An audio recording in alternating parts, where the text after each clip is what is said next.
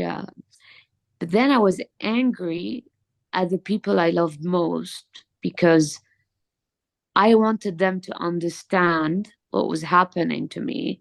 And that's an ask. And I think I mentioned that in our previous episode, but that's an ask you can't really ask someone because Mhm. they were going through their own grief and their own, stages of accepting my Mhm. because they love me. And if I have the conversation with them today, I'm sure that I can't really see their point of view and put myself in their shoes. But then I could not understand, for example, when, I was in tremendous pain and having episodes and like, arching my back in like some weird way and having my feet almost turned 180 degrees and stuff and being stiff and just screaming of pain. And then, you know, no reaction afterwards. Like, life's okay and, just move on and rush past it and you'll be fine. And I was angry. I was like, no, like acknowledge my Just- pain. Acknowledge it's not okay. And it took me a really long time to understand that it had to come from me and I had to do things for me. And then as I'm doing things for me, because like you say, I have to be wary of relapse, which hasn't happened yet. I think that so far I'm more in the acceptance stage. Yeah, stage, sorry. Uh, I had a big moment of sadness after the anger because I realized that I was losing a part of myself. I was losing some kind of mobility. So I was losing essentially, I'm not saying that it's all of me, but most people who follow my Instagram page know that, I had a photo taken on my personal account called If You're Not Dancing, Something's Wrong. And Mhm. that's something that was really a form of escapism. And that was something I loved. I know you're a ballet dancer, so I know you'll relate, but Old. moving my body, listening to music, Oh, and just being able to be free. true. I'm even getting tearful now because that's that's something that's hard because I go back to what you were saying again. So I'm a realist, and so are my doctors. And when I met them, they were all like, let's fight to keep you the way you are Yeah. and to not, get you worse because we don't even know if SPS gets worse in Gets everyone. worse, gets a bit right. And if you get better and you go back to the way you were, that's an extra plus. But let's not focus on that. Let's just focus Yes. on keeping you the way you are. Yeah. And uh, I know with the best of intentions that my second half is very optimistic. But sometimes I wonder if he's too optimistic and dreaming of going back to the way things were and holding on to hope that is maybe very difficult to attain. And on the same side, I'm so glad he is optimistic because he makes me joyful. He Mm. reminds me of the good times and he makes me hold on to something. But there's a balance, right? And that's also difficult. Yeah. Um, so I touched upon the sadness. And I guess after all of that Yeah. came the acceptance because I realized if I didn't get myself together, SPS is here, and so is Yeah. diabetes, so is endometriosis, and so is this, etc., etc., etc. And if I let all these disease take over my mental state of mind, then I am the disease. I'm not Leah anymore. That's it. And Right. I am Leah with all those diseases. So some days are better than others, but Hmm. acceptance Yes. helped me realize that I have all these conditions. And so some days are better than others, but that's okay because if you live day by day, if that day is not good, you wake up the The next next day day. and the next day might be better. And Yes. kind of my philosophy right now. Yeah. And I like that because I think a lot of what we talk about is refining our medication regimes, getting these treatments, every 6 months, these ones every three. The more you get organized, the more you see what helps what. That helps acceptance because you can say, oh, there's a wedding that for the family, I really would like to go. It's going to be this many days after Botox in the back. It's going to be this many days after Plex.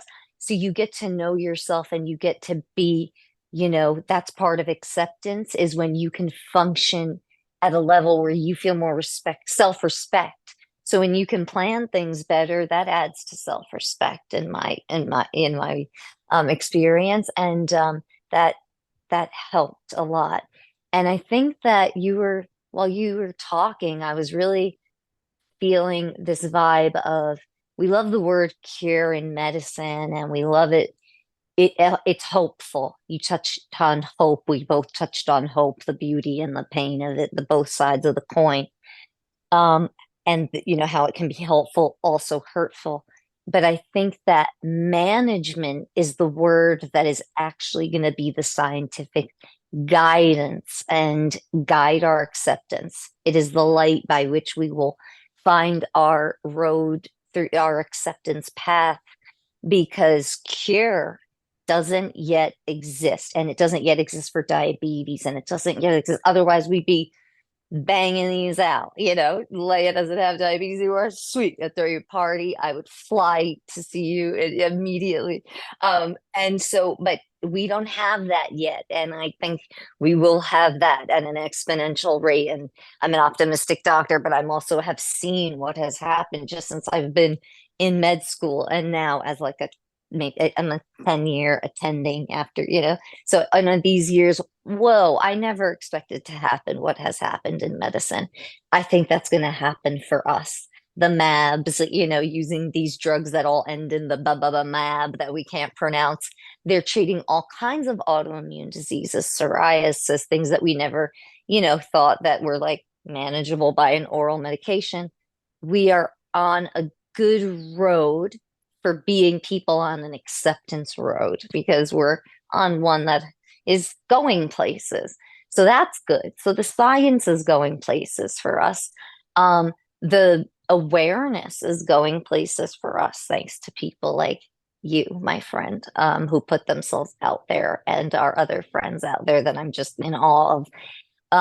And you guys all do more than me, all of you. And I'm like, oh, I need to do more because everyone's doing more from their bed, from the hospital. I'm doing nothing.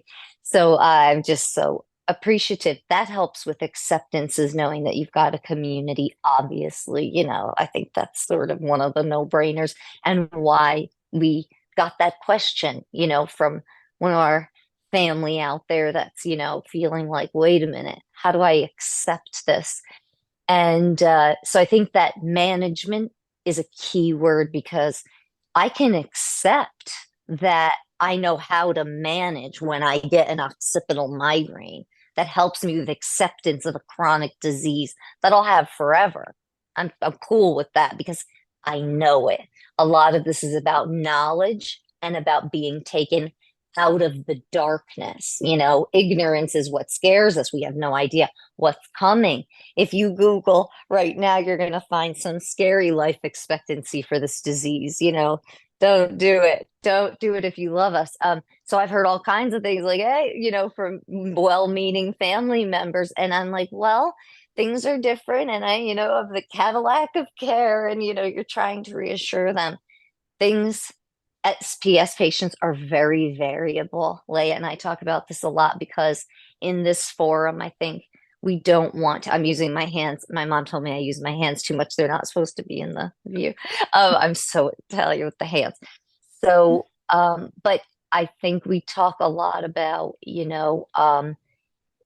not being too specific about this and not, misleading people on that because each person with stiff person syndrome is so variable in their chronicity. That's a word we use in medicine, just means how chronic are you? And in while we're talking, when I mention the word chronic, it makes me think of another thing we throw around in medicine that I'm not quite sure is like, given to patients enough to help them, but I think it helps me with acceptance is that I have a chronic condition. I'm going to have it every day. It's chronic. That's the meaning of the word. It goes on and it's going, to be a long time. But we always say, like, if somebody has, a congestive heart failure and then they have a acute episode, the ambulance comes, we call it acute on chronic.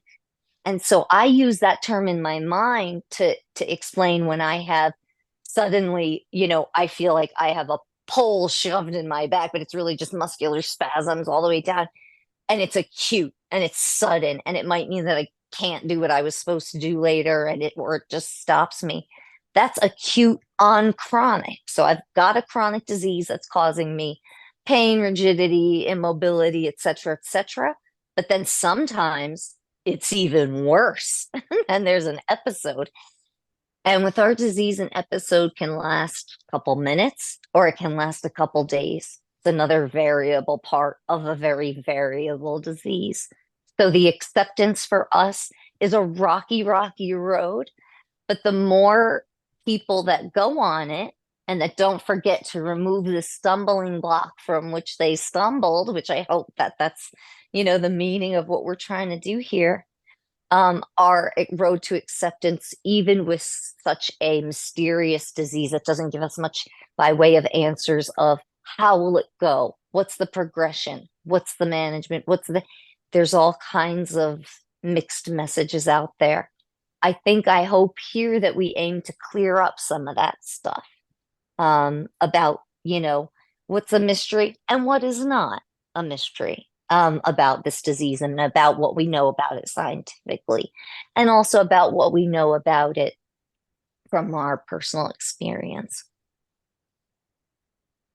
I think you touched on, to summarize our episode, on the two most important things. So the scientific part and the personal part. And so the more you get knowledge, the more you get to understand, the more you read, you ask, your care team helps you, the less freaked out you get, the more okay things seems.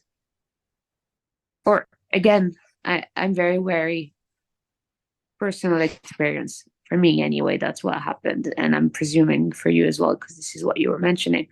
And then there's the personal experience, because also acceptance comes when I realize that, okay, so I have these scary episodes, I'm in pain, I've broken a couple of things, things have changed, but here I am doing an episode with Ilea, heart to heart, raising awareness, um, doing some pretty cool stuff that I didn't think I would ever do before.